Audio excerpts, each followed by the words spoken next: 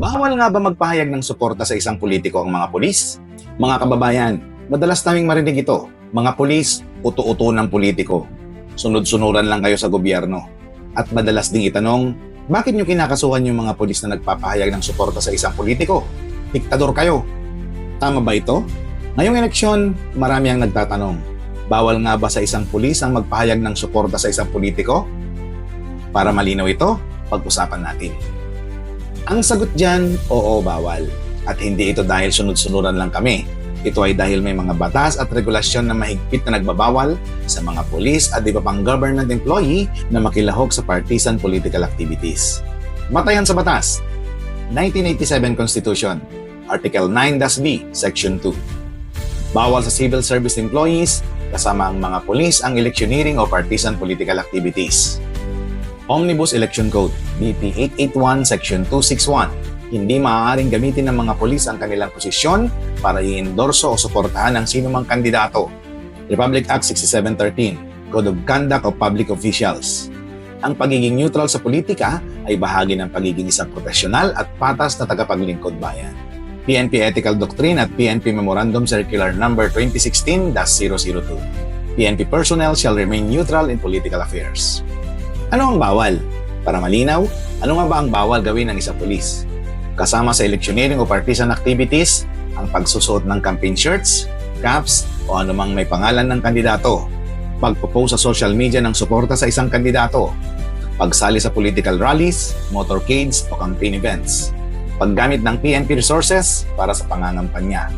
Ano lang ang pwedeng gawin ng pulis? Una, bumoto. Karapatan ng lahat ang bumoto ng ayon sa kanilang paniniwala. Pangalawa, manatiling neutral. Iwasan ang public expression ng suporta o galit laban sa isang kandidato. At pangatlo, magsilbi ng patas. Siguraduhin na walang kinikilingan sa pagpapatupad ng batas. Hindi ito pagiging uto-uto o sunod-sunuran. May mga nagsasabi, edi parang alila kayo ng mga nakaupo. Sunod-sunuran lang kayo sa kung sino ang nasa pwesto. Pero mali po yan. Ang pulis ay hindi nagtatrabaho para sa kahit sinong politiko. Kami ay para sa batas at mamamayan.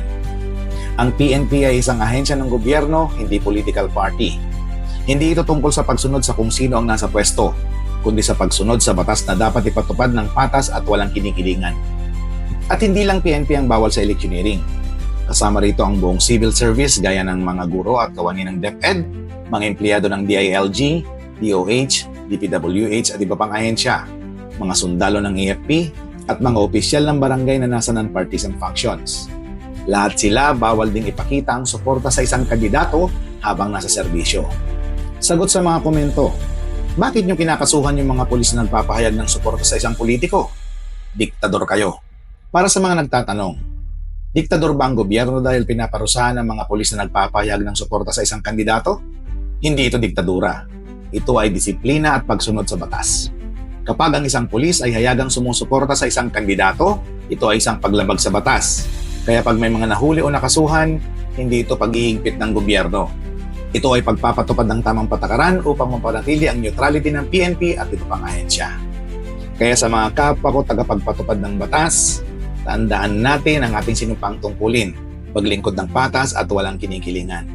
At sa publiko, sana malinaw na. Hindi kami uto-uto sa mga politiko. Ginagampanan lang namin ang aming trabaho ayon sa batas.